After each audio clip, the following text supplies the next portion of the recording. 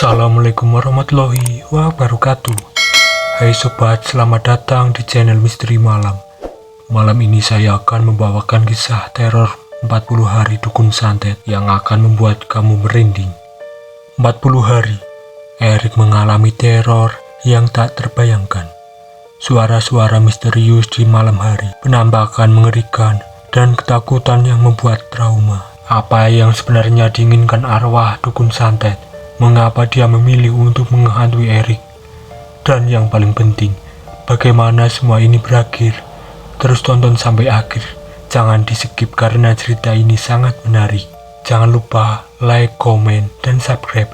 Nyalain juga lonceng notifikasinya agar tidak ketinggalan cerita-cerita misteri lainnya. Semoga kita diberikan kesehatan, rezeki, dan perlindungan. Amin. Kuno di ruang tamu baru saja berdentang 12 kali.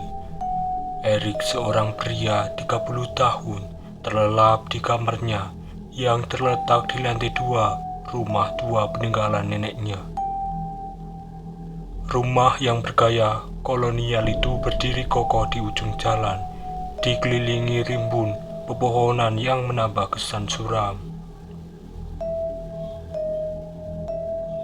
Angin malam berhembus lembut, menggoyangkan daun-daun kering di halaman belakang. Suasana begitu hening, hanya sesekali terdengar gonggongan anjing dari kejauhan. Erik berbaring di kasur kayu jati, selimut tebal menutupi tubuhnya hingga dada. Kamar itu remang-remang, hanya diterangi cahaya bulan yang menembus tirai tipis di jendela. Tiba-tiba, di tengah keheningan malam, terdengar suara geraman aneh dari arah belakang rumah. Suara itu berat dan dalam, seperti campuran antara dengkuran dan erangan yang menyeramkan. Erik terbangun seketika, matanya terbuka lebar dalam kegelapan. Ia teringat bahwa kemarin sore seorang dukun santet terkenal di daerah itu baru saja meninggal dunia. Dukun itu dikenal sebagai sosok misterius yang jarang berinteraksi dengan warga. Perawakannya tinggi kurus dengan rambut panjang beruban dan mata yang tajam menusuk. Konon ia memiliki ilmu hitam yang sangat kuat dan ditakuti banyak orang. Erik berusaha menenangkan diri, mencoba berpikir rasional bahwa suara itu mungkin hanya angin atau binatang malam. Namun, geraman itu terdengar semakin jelas dan seolah-olah mendekati ke arah rumahnya. Keringat dingin mulai membasahi dahi Erik. Ia duduk tegang di tepi kasur, mendengarkannya untuk memastikan asal suara menyeramkan itu.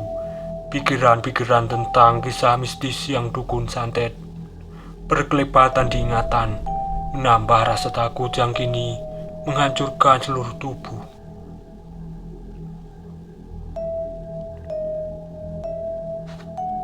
Dukun santet itu dikenal sebagai sosok yang menakutkan di kalangan masyarakat. Ia tinggal di sebuah rumah tua yang terpencil, dikelilingi pepohonan besar dan samak belukar yang lebat.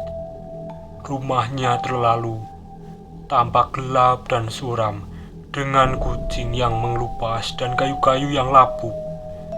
Bau tidak sedap selalu tercium dari arah rumah itu, membuat orang-orang enggan mendekat.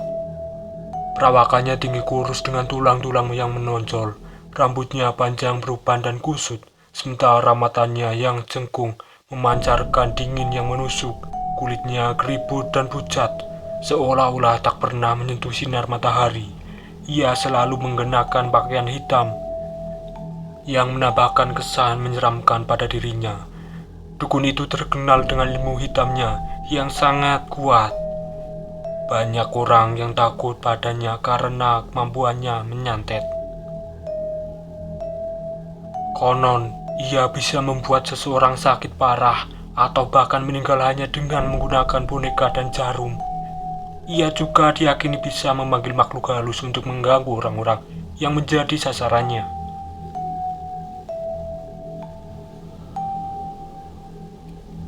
Sifatnya sangat tertutup dan jarang berinteraksi dengan warga sekitar. Ia hanya keluar rumah pada malam hari, membuat banyak orang bergidik ngeri berpapasan dengannya. Beberapa warga pernah melihatnya melakukan ritual-ritual aneh di halaman belakang rumahnya pada tengah malam. Kematiannya pun tak kalah mengerikan dari kehidupannya. Ia ditemukan tergeletak di lantai rumahnya dalam kondisi yang sangat mengenaskan. Wajahnya pucat, dengan mata yang terbuka lebar dan hitam pekat. Lidahnya menjulur keluar, seolah ia mencoba berteriak sebelum ajal menjemputnya. Kulitnya tampak membusuk di beberapa bagian, mengeluarkan bau yang sangat menyengat. Kondisi kematian yang sangat mengerikan itu menimbulkan berbagai spekulasi di antara warga bahwa ia menjadi korban ilmu hitamnya sendiri yang membalikkan serangannya. Apapun penyebabnya, kematian sang dukun santet meninggalkan jejak ketakutan yang mendalam bagi masyarakat sekitar. Malam itu, tepat 7 hari setelah kematian sang dukun santet, Erik terbaring gelisah di kasurnya. Rumahnya yang banyak berjarak 24 meter dari kediaman almarhum dukun itu terasa mencekam. Angin bertiup malam kencang, menimbulkan suara-suara aneh di antara dedaunan dan gemerisik pepohonan di sekitar rumah. Jam menunjukkan pukul 1.30 dini hari. Ketika Erik terbangun secara tiba-tiba, keringat dingin membasahi dahi saat ia mendengar suara geraman rendah yang memecah kenyamanan malam. Suara itu terdengar dari arah rumah sang dukun santet. Erik berusaha menenangkan diri, mencoba meyakinkan bahwa itu hanya imajinasinya atau mungkin suara binatang malam. Namun tak lama kemudian, ia mendengar suara rintihan yang membuat bulu kuduknya merem. Rintihan itu terdengar seperti suara sang dukun santet. Serak dan dalam, memanggil minta tolong. Tolong, tolong, tolong aku. Suara itu terdengar semakin jelas seolah-olah berasal dari halaman belakang rumah Erik. Jantung Erik berdegup kencang. Ia ingat betul suara itu, suara yang sama yang sering ia dengar ketika sang dukun masih hidup. Suara yang selalu membuat bulu kuduknya berdiri setiap kali ia tak sengaja berpapasan dengan pria itu di jalan. Erik duduk tegang di tepi kasur, matanya menatap ke kamar, ke arah jendela yang tertutup tirai tipis. Bayangan-bayangan gelap seolah bergerak di luar, mengeluarkan suara geraman dan rintihan yang semakin lintas. Pikiran Erik berkecamuk. Ia tahu bahwa 7 hari setelah kematian diyakini sebagai waktu di mana arwah orang-orang meninggal masih berkeliaran di dunia. Apakah ini artinya roh sang dukun santet sedang gentayangan? Atau ini hanya kegembiraan pikiran yang ketakutan? Suara-suara itu terus-menerus, kadang terdengar seperti geraman marah, kadang seperti rintihan kesakitan. Erik merasa terjebak dalam situasi yang mengerikan ini, antara rasa takut yang mencekam dan dorongan untuk mencari tahu apa yang sebenarnya terjadi di luar sana. Saya Erik, sudah 20 hari berlalu sejak kematian dukun santet itu. Namun, suasana mencekam masih terasa di sekitar rumah kami. Malam itu, sekitar pukul 9. Ibuku meminta aku membuang sampah organik ke tempat pembuangan di belakang rumah.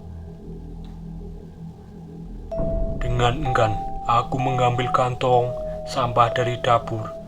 Udara malam terasa dingin. Saat aku melangkah keluar, suara jangkrik dan gemerisik dedaunan terdengar samar-samar, menciptakan atmosfer yang menegangkan. Aku berjalan perlahan menuju tempat sampah di sudut halaman belakang. Cahaya dari lampu terasanya mencapai sebagian area, menyiksakan bayangan titik gelap di sekitarnya. Setiap langkah terasa berat, seolah-olah ada yang memperhatikanku. Tiba-tiba, Tepat saat aku hendak membuka tutup tempat sampah, aku merasakan kehadiran seorang. Perlahan aku menoleh ke samping dan jantungku seakan berhenti berdetak. Di sana hanya beberapa meter dariku berdiri sosok yang sangat kukenal. Dukun santet itu wajahnya yang pucat tampak membusuk dengan mata hitam yang menatap tajam ke arahku. Busuk menyengat di udara. Aku berbaring tak mampu bergerak. Berteriak, sosok itu hanya berdiri diam, memandangiku dengan kosong namun menusuk.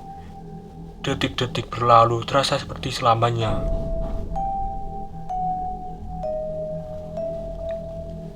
Lalu secepat kemunculannya, sosok itu menghilang lenyap begitu saja, meninggalkanku ketakutan-ketakutan dengan kantong sampah yang masih kupegang erat. Napas terengah-engah dan tubuh berkeringat dingin. Orang tuaku dan adikku melihatnya saat aku terkopoh-kopoh masuk. Wajah saya pucat. Sejak malam itu, aku tak pernah lagi berani ke halaman belakang sendirian. Saya Erik dan apa yang kualami pada hari ke-40 setelah kematian dukun santet itu benar-benar membuatku merinding hingga saat ini. Dan apa yang kualami pada hari ke-40 setelah kematian dukun santet itu benar-benar membuatku merinding hingga saat ini. Malam itu aku tertidur seperti biasa di kamarku di lantai 2. Entah pukul berapa tiba-tiba aku terbangun. Awalnya mataku masih berat dan pandanganku masih buram.